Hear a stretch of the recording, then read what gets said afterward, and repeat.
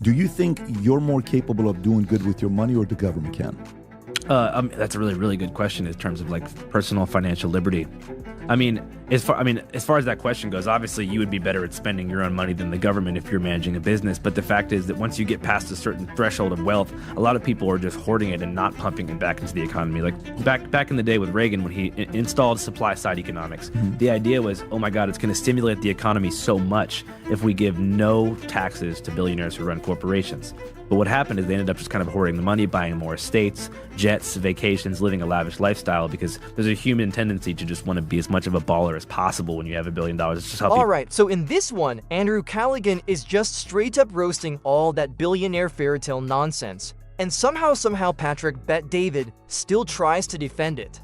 Like PBD opens with one of his favorite moves you heard. It before, right, who spends money better, the government or the individual?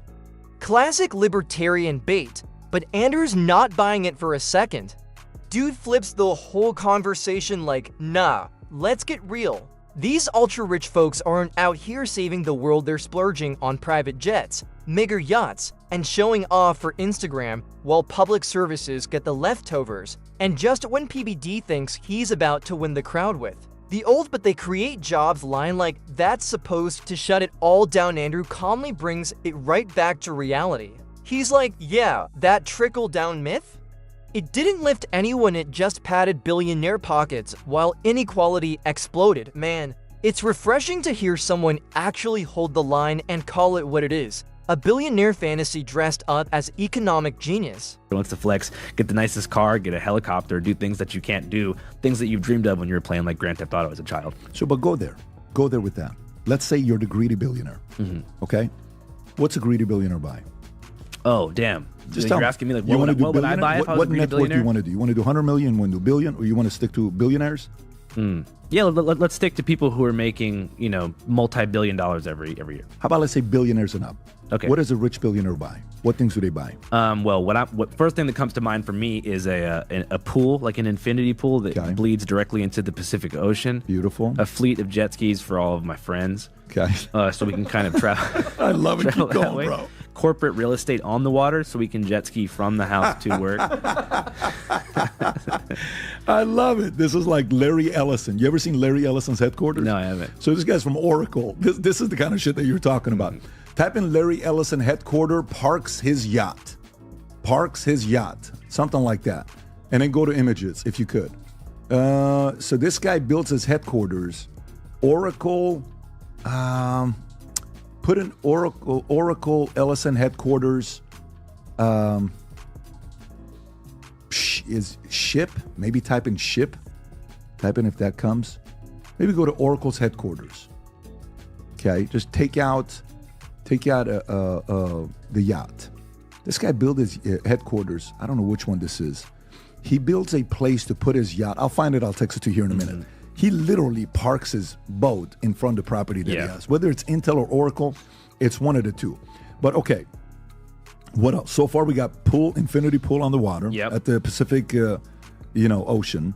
You got jet skis, and then you have a corporate real estate on the water to jet ski from office to the house. Yeah, personal trainer, private chef, personal trainer, nutritionist, private chef, dermatologist to live on scene to help me with my skin problems. Dermatologists, love it. We need these dermatologists. Who else? I can't even think about it. I just know that once you pass a certain amount of money, it becomes a competition as to who can get the most give me more, thing. Bro. Go greedy. What else is this billionaire going to buy? Okay. I want more. Get creative. Okay, well, I'm trying to think, what kind of billionaire? Am I a tech billionaire or am I like a Saudi royal family member? Give me both of them. Okay. I can't even think of anything else. Yeah, but okay, let's just say private jet. Is that fair? Yeah. You for sure have a private jet. Let's just say yacht. Do you have a vacation home? Yeah, in Santa Fe. In Santa Fe. Oh, no, that's where Jeffrey Epstein had it. I got to pick somewhere else. I got to pick that. I scratched that. That's tough. I have a vacation home. Gene Hackman, on the west coast of Jamaica, Westmoreland Parish. Holy shit, good taste. Yeah. What else? What else do you do to hoard the money? Where do you hoard your money? You can just sit on it. What do you sit on? Like what bank? Well, what a lot of billionaires do is they use their money to kind of like use the legal system, civil court in particular, to bully people who talk badly about them.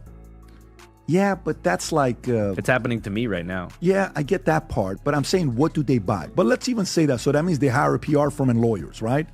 So they hire PR firms and lawyers. Okay, do they buy expensive watches? Yeah, I think so. I mean, I personally wouldn't buy a watch. But they probably do it. Yeah. Crazy. I don't know why they do this kind of stuff. What else? What else do these guys do? I feel like I'm being set up right now. Where does this end? This is where I'm going with this. If there's something that I don't know about billionaires, I want you to tell me. So PBD keeps pushing this wild idea that billionaires blowing money is somehow a win for everyone, like just because they're buying jet skis or hiring private chefs. The whole system suddenly makes sense, right? But Andrew doesn't even fight it head on. He plays it smart, just lets the ridiculousness speak for itself.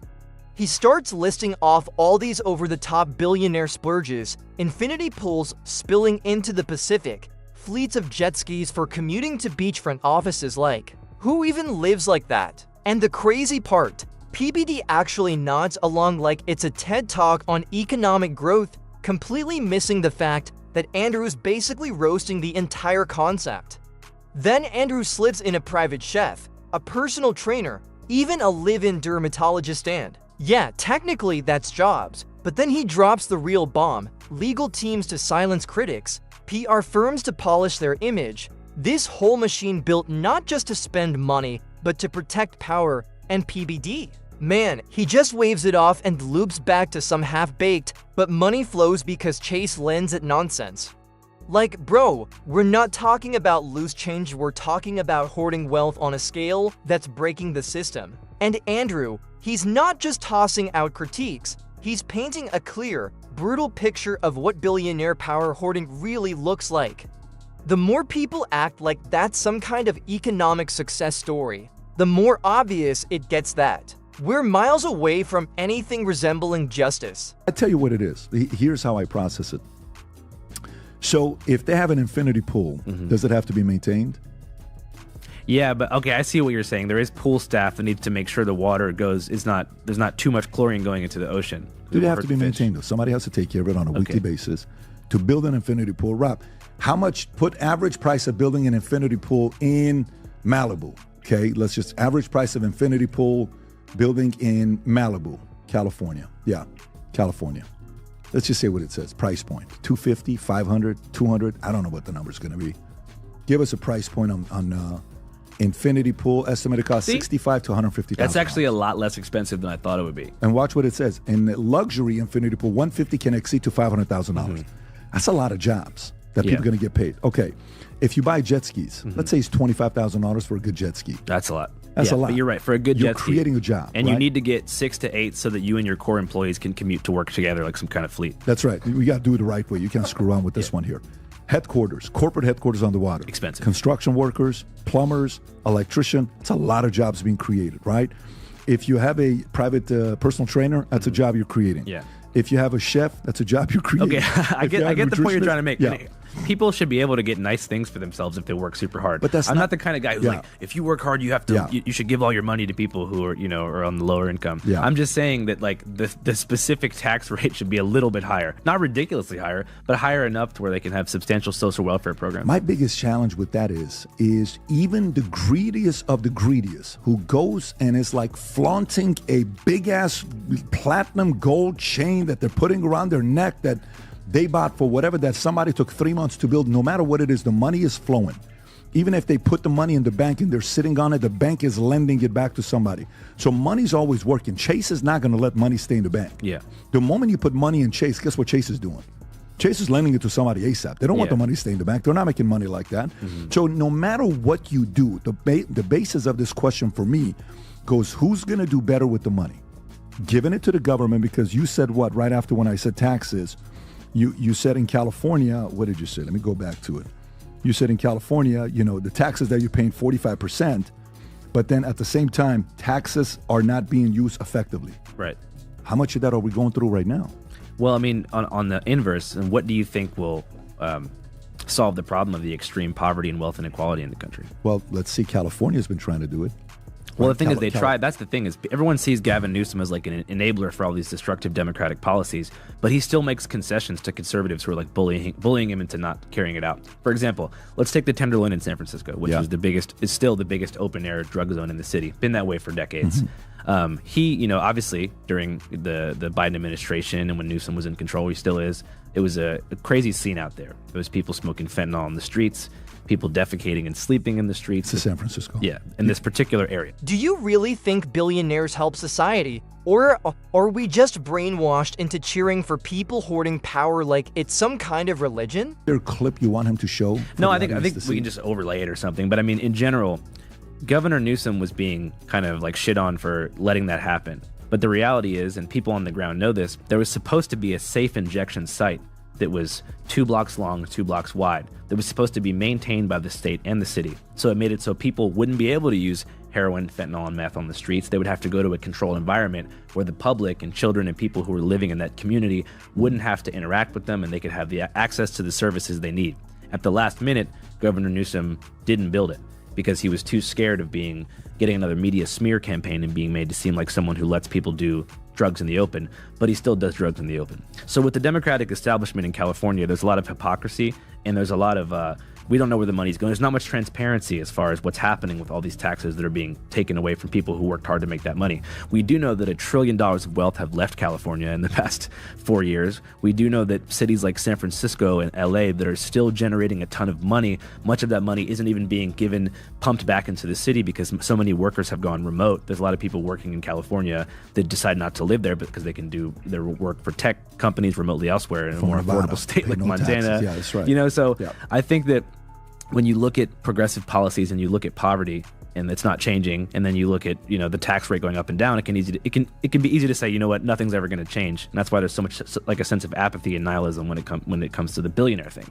That's why people are saying, oh, billionaires are the worst, kill them all, like on the internet, because they've seen nothing change, and they're seeing, okay, the cost of living is high, there's homeless people everywhere, there's so much poverty, yet there's this class of people who are unaffected by it. So the question is then, if we don't raise the taxes, what can be done to change that situation on the ground?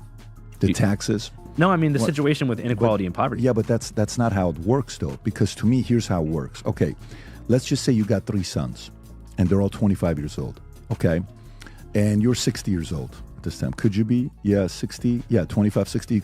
Let's just say you're 65 years old. You got 3 sons, 25, 26, 27. They're all out of college. You give each of them $100,000. First one you give $100,000, he goes to Singapore. He parties, he comes back, has a lot of stories. Says, Dad, I tried an opportunity. I met with this businessman in Singapore, didn't work out. I need another $250,000. I'm up to something big. Second son comes up, you give him $100,000. He takes $100,000, go buys a small condo, gets a nice little job, makes $120,000 a year, doesn't need any money from you anymore. He's doing okay. He's happy. He's got a girlfriend. They're pretty serious. Third one, you give $100,000, takes $100,000, starts a little real estate shop, turns it into $3.2 million, okay? 2 years later. Now they're all 2 years older. The first son you give $100,000 went to Singapore, comes back, says he wants a quarter. The second wants a quarter. The third one wants a quarter. Which of those 3 are you more comfortable giving more money to, knowing you're going to get a rate of return on your money?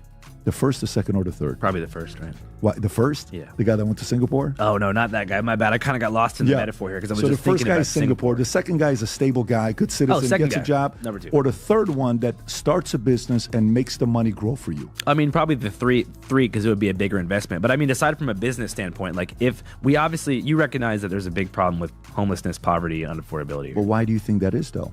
What do you think? I'm asking you. You're in the streets. Why do you think that is? I mean, I would just assume that because the social safety net is so small here and there's such little being provided for people in terms of mental health services, the broken Veterans Administration, so many different things, unaffordability, like there's just not enough resources to help people who are at rock bottom here. And to wrap it all up, Andrew brings it back down to earth, no flashy metaphors, no billionaire dreamland economics, just straight up truth. He says the system's broken, plain and simple, because our social safety net is basically hanging by a thread. Like, how do we live in a country where some folks are rocketing their wealth to the moon, while homelessness and mental health crises are literally happening right in front of us on every street corner? That's not jealousy, that's just reality. And meanwhile, PBD'S still over here trying to figure out if owning a yacht creates enough jobs to justify it morally. Like, bro, you're missing the forest for the infinity pool. Every time someone brings up inequality, he pivots into this weird motivational TED talk, like even mentioning wealth distribution is some attack on ambition.